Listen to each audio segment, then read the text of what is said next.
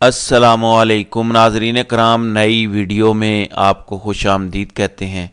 ایک طرف بندوقوں کے سائے میں پنجاب اسمبلی کا اجلاس جاری ہے، دوسری جانب اینکر اور سینئر صحافی عمران ریاض خان جن کو رات گئے ان کے گھر سے گرفتار کیا گیا۔ بہت سارے خدشات جنم لے رہے تھے کہ ان کو عدالت میں پیش کیا جائے گا یا نہیں پیش کیا جائے گا، کون سا ادارہ ان کو اٹھا کر لے گیا، لیکن بالآخر آج جوڈیشل مجسٹریٹ کے سامنے ان کو پیش کیا گیا اور ان پر بڑا ہی بھونڈا قسم کا الزام عائد کیا گیا۔ اس کی کس طرح سے دھجیاں بکھیری گئی ہیں، یہ اینٹی کرپشن کا ایک کیس بنایا گیا ہے۔ چکوال میں انہوں نے کچھ زمین خریدی تھی جس میں خرد برد کا الزام ہے، کس کی جانب سے یہ الزام عائد کیا گیا، آج عمران ریاض نے کیا بتایا، رات بھر ان پر کس طرح تشدد ہوتا رہا، کس طرح ہتھ کنڈے استعمال کیے جاتے رہے، کس طرح ایک فراڈن کے لیے یہ سارا کچھ کیا جا رہا ہے، اس کے پیچھے اصل کہانی ہے کیا ثبوت آج عمران ریاض خان نے خود پیش کیے ہیں اور جج کے سامنے ان سب کے پول کھولے ہیں۔ میں اس کی تمام تفصیلات اس ویڈیو میں آپ کے سامنے رکھوں گا تو آپ کو ان حقائق کا اندازہ ہوگا۔ اس میں جج صاحب بالآخر مجبور ہوئے اور انہوں نے جسمانی ریمانڈ نہیں دیا بلکہ جوڈیشل کر دیا ہے۔ اس کیس میں اب عمران خان کی اگلے 72 گھنٹوں میں ضمانت بھی ہو جائے گی، ساتھ ہی ایف آئی اے بھی متحرک ہو چکی ہے۔ اصل گیم ہے کیا، اس پر میں آج ویڈیو میں بات کروں گا۔ ناظرین اکرام، خدشہ یہ تھا کہ عمران ریاض کو شاید پہلے کی طرح غائب کر دیا جائے اور کوئی ادارہ اس کو تسلیم نہ کرے اور ان کو عدالت کے اندر پیش نہ کیا جائے، لیکن مریم نواز نے ظاہر ہے آج پنجاب اسمبلی کا حلف اٹھانا تھا، پھر انہوں نے وزیر اعلیٰ پنجاب بننا ہے۔ اس سے پہلے لازمی ہے کہ ان کے جتنے بھی سیاسی مخالفین ہیں ان کو مختلف بہانوں سے کنارے لگایا جائے۔ ایک ظالمانہ قسم کا طرز حکومت پاکستان میں اس وقت چل رہا ہے۔ اب ایف آئی اے نے گزشتہ روز جو نوٹس دیا تھا اس پر عمران ریاض نے ریٹن میں ان سے کچھ جوابات مانگے تھے کہ آپ تفصیلات فراہم کریں کہ کس کانٹینٹ سے آپ کو تکلیف ہوئی ہے۔ پھر عمران ریاض کے نام سے ایک فیک اکاؤنٹ بھی ہے جہاں سے کچھ ٹویٹس ہوتی ہیں جو ان کے خلاف استعمال کی جا رہی ہیں، تو کچھ اسی طرح کا معاملہ تھا۔ میں آپ کے سامنے تمام تفصیلات رکھتا ہوں تاکہ آپ کو پورا کیس سمجھ آ جائے۔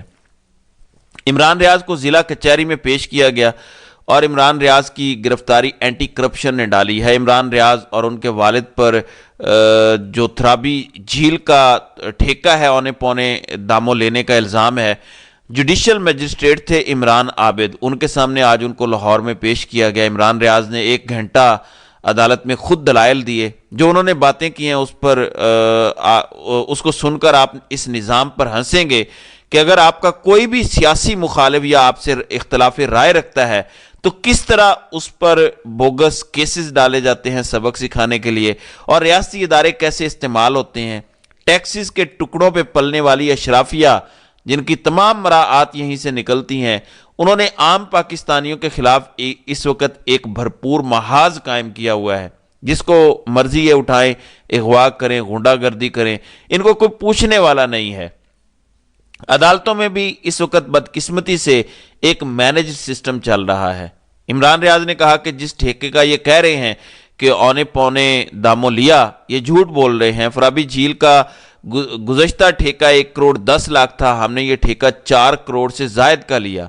اینٹی کرپشن حکام میرے ایک سوال کا جواب نہیں دے سکے۔ اینٹی کرپشن حکام کی گرفتاری آئین اور قانون کے برعکس ہے۔ یہ اظہر صدیق بھی جو ہے وہ جو میاں علی اشفاق کی ٹیم سے تعلق رکھتے ہیں وہ بھی پیش ہوئے۔ عمران ریاض کو کوئی نوٹس نہیں دیا گیا، سپریم کورٹ کی ججمنٹس موجود ہیں کہ بغیر نوٹس کے گرفتار نہیں کیا جا سکتا۔ میرے گھر آئے، میں نے خود انہیں گرفتاری دی، میں نے انہیں کہا کہ میرے گھر میں داخل نہیں ہونا، انہوں نے مجھے گاڑی میں بٹھا کر پھر گھر میں داخل ہوئے، 15 منٹ تک یہ میرے گھر کی تلاشی لیتے رہے۔ یہ کیس واضح طور پر ڈسچارج کرنے کا ہے، یہ ان کے وکیل اظہر صدیق نے کہا۔ پھر اظہر صدیق نے کہا کہ جس انکوائری میں عمران ریاض کو گرفتار کیا گیا اس انکوائری میں آخری مرتبہ 2022 میں انہیں بلایا گیا، اس کے بعد کبھی طلب نہیں کیا گیا اور نہ ہی انکوائری آگے بڑھی، مگر کل رات اچانک بغیر کسی نوٹس کے یہ گرفتاری کے لیے پہنچ گئے۔ عمران ریاض خان کو سمن ایف آئی اے نے کیا اور گرفتاری اینٹی کرپشن نے آ کر لی۔ کمرہ عدالت کے باہر ایف آئی اے حکام بھی پہنچ چکے ہیں۔ لگتا ہے ایک مرتبہ پھر 2022 والا معاملہ دہرایا جائے گا، یعنی ایک کیس سے ضمانت ہوگی، پھر دوسرا، پھر تیسرا۔ یہ فاشزم ہے، یہ غنڈہ گردی ہے جو پاکستانی عوام کے خلاف اس وقت جاری ہے۔ عمران ریاض کی فیملی نے عمرے پر جانا تھا، انہوں نے عمران ریاض کا نام سٹاپ لسٹ میں ڈال دیا، عمران ریاض کو عمرے کی ادائیگی کے لیے نہیں جانے دیا گیا، عمران ریاض اور ان کے والد کے پاس بتایا جائے کون سا سرکاری عہدہ ہے جس پر اینٹی کرپشن نے گرفتار کیا ہے، یہ جاتی عمرہ کیوں نہیں جاتے، وہاں جاتے ہوئے اینٹی کرپشن کے پاؤں کیوں جلتے ہیں، اس مرتبہ میں ان کو نہیں چھوڑوں گا۔ پھر عمران ریاض نے خود بتایا کہ کرپشن ہے کیا۔ مریم نے کہا کہ کرپشن میری ریڈ لائن ہے۔ عمران ریاض نے حقائق کے ساتھ بتایا، کیا اس وجہ سے انہیں گرفتار کیا گیا؟ یہ صرف بتا دیں کہ اس مقدمے میں کس دائرہ اختیار کے ساتھ گرفتار کیا گیا ہے۔ اینٹی کرپشن حکام نے اختیارات سے تجاوز کرتے ہوئے عمران ریاض کو گرفتار کیا، یہ ان کے وکیل نے دلائل دیے۔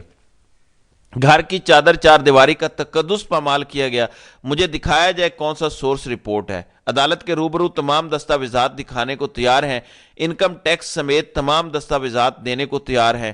7 سال سے چکوال کا ٹھیکہ لیتے ہوئے کوئی بے ضابطگی نہیں کی، اچانک جاتی عمرہ سے یہ بے ضابطگی نکال لائے ہیں۔